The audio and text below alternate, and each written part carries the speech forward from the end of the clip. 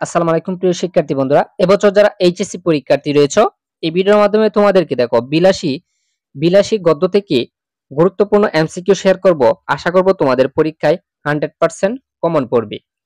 সুপ্রিয় শিক্ষার্থী বন্ধুরা, দেখো এখন কত হচ্ছে বিলাসী গল্পটি কে লিখেছে সকলেই কিন্তু জানো। এখন শেষ মুহূর্তে শুধু তোমরা রিভিশন দিয়ে যাবা। দেখো বিলাসী গল্পটি লিখেছেন শরৎচন্দ্র চট্টোপাধ্যায়।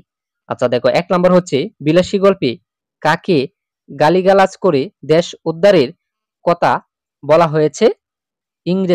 ইংরেজকে দেশ উদ্ধারের কথা বলা হয়েছে গালিগালাজ করে। আচ্ছা তারপর দেখো, শরৎচন্দ্র রচিত প্রথম মুদ্রিত গল্প কোনটি? রাজশাহী বোর্ড 2022 সালে এসেছে। মন্দির, শরৎচন্দ্র রচিত প্রথম মুদ্রিত গল্প কোনটি? মন্দির। একটি উদ্দীপক, নিচের উদ্দীপকটি পড়ে প্রশ্নের উত্তর দাও। মরবে তুহ মম শ্যাম সমান। তারপর দেখো, উদ্দীপকের সাথে সঙ্গতিপূর্ণ চরিত্র কোনটি? বিলাসী। তারপর দেখো, ঢাকা বোর্ড 2022 সালে এসেছে। দেখো, উক্ত চরিত্রে স্বেচ্ছায় মৃত্যুর কারণ কি? প্রেম। দেখছো, ঢাকা বোর্ড 2022 সালে এসেছে, এবছরের জন্য খুবই গুরুত্বপূর্ণ। আচ্ছা তারপর দেখো, বিলাসী গল্পে মৃত্যুঞ্জয় কোন ক্লাসে পড়তো? বরিশাল বোর্ড 2022 সালে এসেছে, 3rd ক্লাসে পড়তো। সকলেই কিন্তু জানো, শেষ মুহূর্তে জাস্ট তোমরা একটু রিভিশন দিয়ে যাও। দেখো, শরৎচন্দ্র বাংলা সাহিত্যের কোন শাখায় সবচেয়ে জনপ্রিয়? উপন্যাস শাখায় সবচেয়ে জনপ্রিয়। আচ্ছা তারপর দেখো, শরৎচন্দ্র চট্টোপাধ্যায় কত বছর বয়সে সন্ন্যাসী হয়েছিল? 24 বছর বয়সে সন্ন্যাসী হয়েছিল। তারপর দেখো, কোন খ্যাতির কারণে জমিদারের বন্ধু হয়েছিলেন শরৎচন্দ্র চট্টোপাধ্যায়? সঙ্গীত সঙ্গীতজ্ঞ হিসাবে।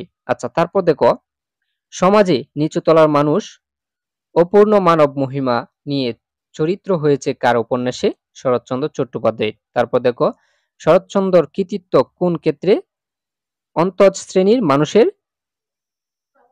জীবন চিত্রণে, অর্থাৎ গরিব শ্রেণীর জীবনে। আচ্ছা তারপর দেখো, ঠিক যেন ফুলদানিতে জল দেয়া ভিজাইয়া রাখা বাসিয়া ফুলের মন্ত্রে, উক্তিটি কার সম্পর্কে বলা হয়েছে? বিলাসী। তারপর দেখো, শরৎচন্দ্র কোন গল্পের জন্য কুন্তলীন পুরস্কার পেয়েছিল? মন্দির পুরস্কারের জন্য কুন্তলীন পুরস্কার পেয়েছিল। দেখো, 2টা সেরা কলেজে এসেছিল। দেখো, কুমিল্লা সরকারি কলেজ, শেরপুর সরকারি কলেজ। আচ্ছা তারপর দেখো, চরিত্রহীন কে রচনা করেন? শরৎচন্দ্র চট্টোপাধ্যায় চরিত্রহীন রচনা করেন। তারপর দেখো, গৃহদান উপন্যাসটির রচয়িতা কে? শরৎচন্দ্র চট্টোপাধ্যায়। সুপ্রিয় শিক্ষার্থী বন্ধুরা, তোমাদেরকে একটা কথা বলে রাখি, তোমরা যারা এরকম এমসিকিউ প্লাস সিকিউ সকল সাবজেক্টের, অর্থাৎ তুমি যদি মানবিক শাখার হয়ে থাকো, অর্থাৎ তুমি যদি কমার্স শাখার হয়ে থাকো, অর্থাৎ তুমি যদি সায়েন্স শাখার হয়ে থাকো, সব শাখারই এবং অল সাবজেক্টের এমসিকিউ প্লাস সিকিউ সাজেশন নিতে স্ক্রিনে দেওয়া নাম্বারে যোগাযোগ করতে পারো। আমাদের এই সাজেশন থেকে আশা করব তোমাদের পরীক্ষা 100% কমন পড়বে। আচ্ছা তারপর দেখো, বিলাসী গল্পে বর্ণিত যাদের বাড়ি পল্লীগ্রামে তাদের শতকরা কত বাক্যে বিদ্যা অর্জনের জন্য দীর্ঘ দূরত্ব অতিক্রম করতে হয়? 80 বাক্যে। তারপর দেখো, সরস্বতী খুশি হইয়া বর দিবেন কি, এই কথার কারণ কি?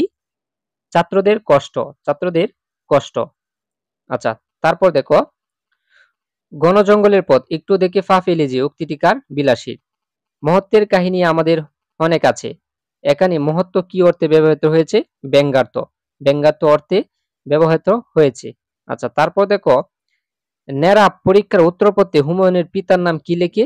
তুলগ খা। আচ্ছা তারপর দেখো, সুপ্রিয় শিক্ষার্থী বন্ধুরা, যেগুলো মোস্ট ইম্পর্টেন্ট এমসিকিউ 100% কমন পড়তে পারে, আমি তোমাদেরকে সেগুলাই দেখাচ্ছি, তোমরা একটু মনোযোগ সহকারে দেখে নাও। দেখো, গ্রামের এক প্রান্ত কার বাগান ছিল? মৃত্যুঞ্জয়ের। তারপর দেখো, মৃত্যুঞ্জয়ের কিসের বাগান ছিল? আম কাঁঠালের। তারপর দেখো, মৃত্যুঞ্জয়ের জীবিকা নির্বাহ হতো কিভাবে? আমবাগান জমা দিয়ে। আচ্ছা তারপর দেখো, মৃত্যুঞ্জয় বাগানে অর্ধেক অংশ কে নিজের বলে দাবি করত? কুড়া। তারপর দেখো, উপরে আদালতের হুকুম বলতে কোনটিকে বোঝানো হয়েছে? ষষ্ঠার নির্দেশ। আচ্ছা তারপর দেখো, মৃত্যুঞ্জয় শয্যাগত প্রায় কতদিন? মৃত্যুঞ্জয় শয্যাগত প্রায় 1.5 মাস। তারপর দেখো, অসুস্থ মৃত্যুঞ্জয়কে দেখতে নেরা কখন তার বাড়িতে যায়? সন্ধ্যায় তার বাড়িতে যায়। আচ্ছা তারপর দেখো, মৃত্যুঞ্জয়ের পুরা বাড়িতে কিসের বালাই নেই? প্রাচীরের। তারপর দেখো, অসুস্থ থাকাকালে মৃত্যুঞ্জয় কতদিন অচেতন অবস্থায় ছিল? 15 থেকে 20 দিন। আচ্ছা, তারপর দেখো মৃত্যুঞ্জয়কে সেবা যত্ন করে যমের মুখ থেকে ফিরিয়ে এনেছে কে? বিলাসী। সুপ্রিয় শিক্ষার্থী বন্ধুরা, এই ছিল বিলাসী গল্প থেকে কয়েকটি মোস্ট গুরুত্বপূর্ণ এমসিকিউ শেয়ার করেছি। এরকম যারা এমসিকিউ সাজেশন পেতে চাও অবশ্যই চ্যানেলটিকে সাবস্ক্রাইব করে সাথেই থাকো।